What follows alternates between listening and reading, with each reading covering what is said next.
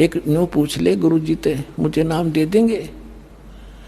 तो उसने जाके कहा महाराज जी भगत जी आए हैं और यूं कहे दीक्षा मिल जाएगी। कहा बेटा बोला। तब उसने क्या बोली, कहा जा नाम देंगे आपको। सेठ जी जाकर बैठ गया पास में, कहने लगा भाई सुन ले लाला जी। परमात्मा बोले देखो सेठ जी आप हो इन देवताओं के गणे पुजारी और परमात्मा का नाम लेने के बाद आन उपासना नहीं करनी होगी। वो कहते हैं 100 वर्ष सतगुरु की पूजा, एक दिन आन उपासी और वो अपराधी आत्मा फिर पड़े काल की फांसी। 100 वर्ष गुरु की अनुसार साधना कर ली, सतगुरु के अनुसार, एक दिन भी आन उपासना कर ली ना किसी देवी देवता की, पिछली सारा भट्ठा बैठ जाएगा तेरा।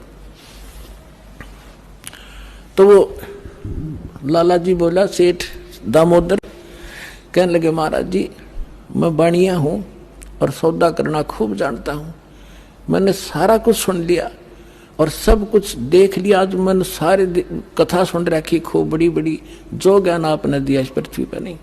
और मैं जो वचन कराया करूं दाता और पक्का करता हूं, आप मेरे गुरु मैं आपका चेला। फिर कहा कि भी देख मैं दानक और तू लाला जी, कल न तेरी बरादरी वाले भी तुझे धिक्कारेंगे। ने बोला जी मुझे नाम दो और आप साथ रहियो दास के, जो होगा सो देखी जाएगी, मुझे दीक्षा दो। और परमात्मा ने कहा कि और उपासना नहीं करोगे फिर किसी देवी देवता की, नहीं तो नुकसान हो जाएगा।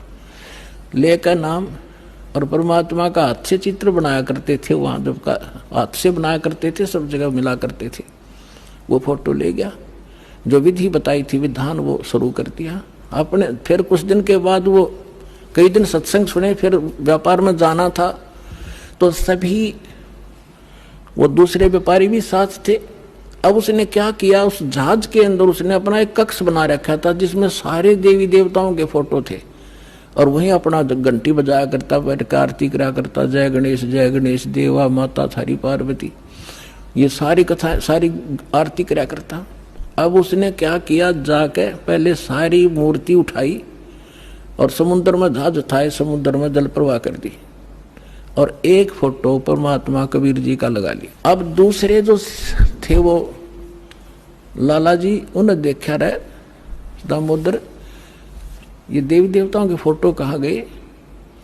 तो उसने बताया भाई मैंने दीक्षा ले ली गुरुजी से और गुरुजी का जो सतगुरु की पूजा करते हैं ना वो देवी देवताओं की पूजा नहीं करनी होती, इसलिए मैंने वो आदर के साथ जल प्रवाह कर दिया। तो वो सारे कहने लगे रहे तू भट्ठा बैठावेगा, तेरा नाश हो जाएगा। क्या है ये कबीर, ये धानक एक जुलाहा, इसकी कड़फंटी में आ गया तू, कहाँ बातों में आ गया, तेने देवता छोड़ दिए, रामकृष्ण जैसे बलवान भगवान छोड़ दिए, देखना तेरा क्या होगा। वो बोले भाई कुछ भी हो मेरे साथ, आप अपनी क्रिया करो, मैं आपको ना कहता, आप मेरे पीछे क्यों पड़ गए, मैं अपनी करूंगा आप अपनी करो। अब उस दिन उसके बाद उसको कबीर कहने लगे कि यू आ गया कबीर, दामोदर कहना छोड़ दिया। ने बोला भाई कुछ भी कहो, थारी भी जी पवित्र है, भगवान का नाम लेने थे। ठीक है मुझे मालूम है तुम किस विषय से कह रहे हो, कोई बात नहीं। अब वो चले गए और सब अपना माल लाद के बच्चों समेत जा रहे थे कुछ तो, क्योंकि 3-4 महीने वापस आया करते थे। जब वापस आ रहे थे पूरा माल लाद के और बीच में जब आ लिए समुद्र के, एक भयंकर साइक्लोन उठा, तूफान, समुद्री तूफान 30-40 फुट ऊंचा होकर और इतनी 200 किलोमीटर प्रति घंटा की स्पीड से चला करता, जहाज दिखाता निशान भी ना पाओ उसमें कित पड़ा है। और देख लिया उन नबी, क्योंकि छोटे मोटे तूफान कई बार ऐसे होते थे, वो उनको पता था ऐसी स्थिति बहुत भयंकर होती है। उन्होंने देखा तूफान उठ गया भाई, शाम का समय था, बिल्कुल सूर्यास्त होने वाला था। अब इतना भयंकर तूफान उठा, उन्होंने देखा कि वो तो भाई हो गया, काम बिगड़ गया। और तो थोड़ी बहुत तूफान दूर था, समुद्र में हलचल पहले शुरू होगी और जहाज डगमग करने लगा जो बुरी तरह। अब सारे अपने अपने देवता ने याद करें, कोई राम ने, कोई कृष्ण ने, जो भी जिसका इष्ट था, और दामोदर शांत बैठे। अब सब घबरा रहे थे, घिगी बंदगी, बच्चे मरे, सारी संपत्ति का नाश हुआ था। तो वो कहने लगे दामोदर आप क्यों नहीं अर्ज करते अपने गुरुजी से कि मैं क्या करूँगा, मेरा गुरुजी तो गरीब सा व्यक्ति है, मेरे भगवान, और आपके इसे ताकतवर भगवान जी ने पहाड़ तक ठा लिए, आप बच्चों की ओर मैं बच जाऊँगा, आप कर लो अपनी अर्ज।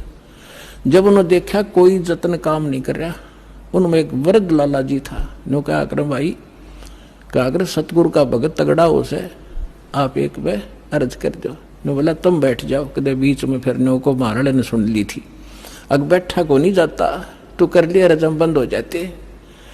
तब दामोदर ने कहा था, हे परमात्मा आपका ज्ञान समझ में आ गया, और मैंने आपकी महिमा इनका आगे घड़ी गा रखी है, और दाता मुझ नीच के, ठीक है आप तो समर्थ हो, सक्षम हो, कुछ भी कर सकते हो, अगर आज कोई उक चुक होगी मुझ नीच के कारण होगी, मेरे में कोई त्रुटि होगी, मैं आपकी मर्यादा ठीक नहीं कर पाऊंगा, हे परमात्मा आपकी बेइज्जती का कारण ये दास बनेगा।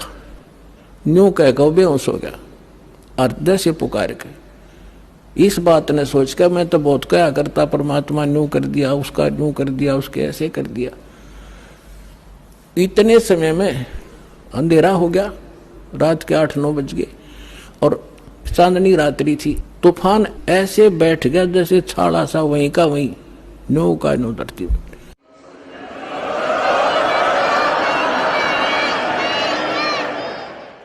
और समुद्र के जल में जरा सी भी हलचल नहीं। अब उस दामोदर को पानी के छींटे छाटे मार के मुंह पे होश में ले आए। तब उन्होंने कहा कि भाई दामोदर हमसे बड़ी घनी गलती हुई, हमने आपके गुरुदेव की बेइज्जती करी, हम कति नीच प्राणी हैं। और उन्होंने संकल्प कराया था कि यदि आज जान बच गई, हमारे भगवान तो फेल हो लिए, जब आज ये तूफान रुक गया और हमारी जान बच गई, दामोदर हम तेरे साथ चलाएंगे, नाम लेंगे उस परमात्मा का। तब दामोदर को कंधे पे बैठा लिया उन लालाओं ने, हर ने बोले बोलो दामोदर की जय, ने बोला नहीं जय बोलो जिसने यू काम कराया है, बोलो कबीर परमेश्वर जी की जय हो।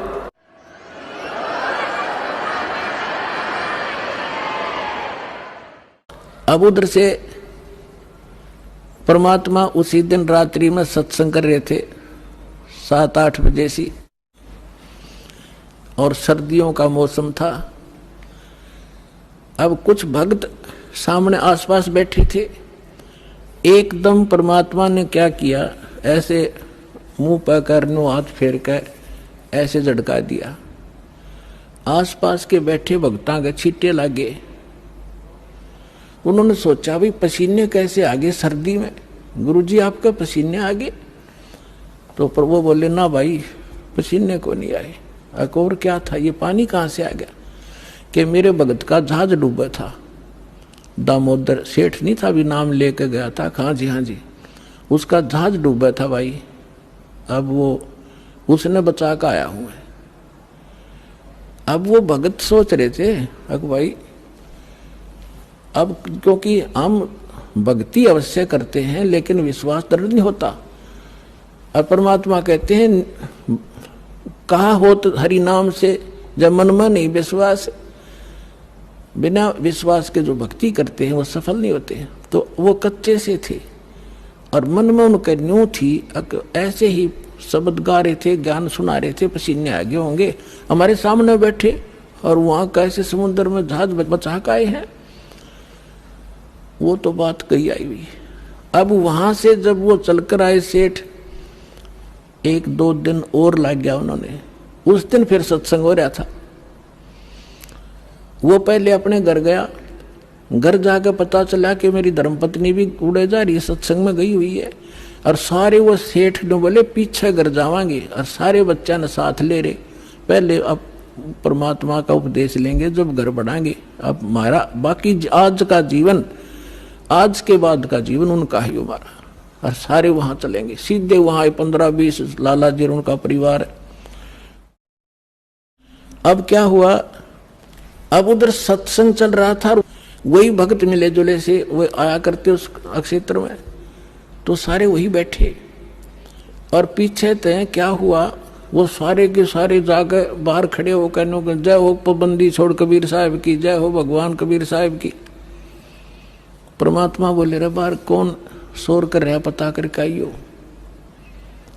अब जो ही वो बाहर गए भगत पता करने आंगन से बाहर, तो उन्होंने देखा दामोदर को, वो सब जाने थे क्योंकि वो आते जाते थे सत्संग में। तो उन्होंने आकर बताया जी दामोदर सेठ आ रहा है और उसके साथ और कई लाला जी हैं, सेठ हैं, और आपका दर्शन करना चाहते हैं। बोला बुला लो भाई, क्या बात होगी। वो सारे आगे चरणा में अपने दंडोत प्रणाम करें।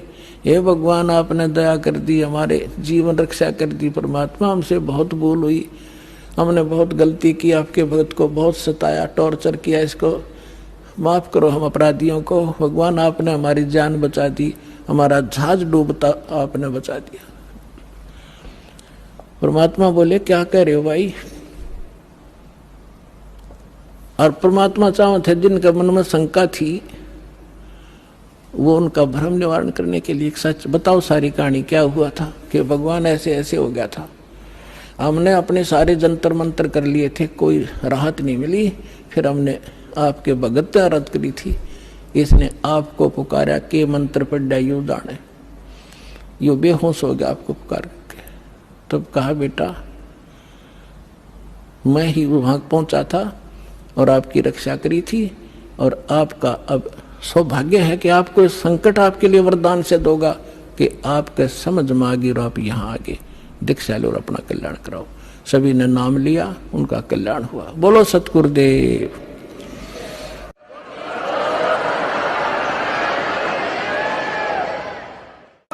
दामोदर सेठ के हुए थे अकाज, अर्ज करी डूबता देखे जहाज। दामोदर सेठ के हुए थे अकाज, अर्ज करी डूबता देखे जहाज। लाज मेरी रखियो गरीब नवाज, समुद्र से पार लंघाने वाले। लाज मेरी रखियो गरीब नवाज, समुद्र से पार लंघाने वाले। धन धन सतगुरु सत कबीर भक्त की, पीड़ मिटाने वाले। सत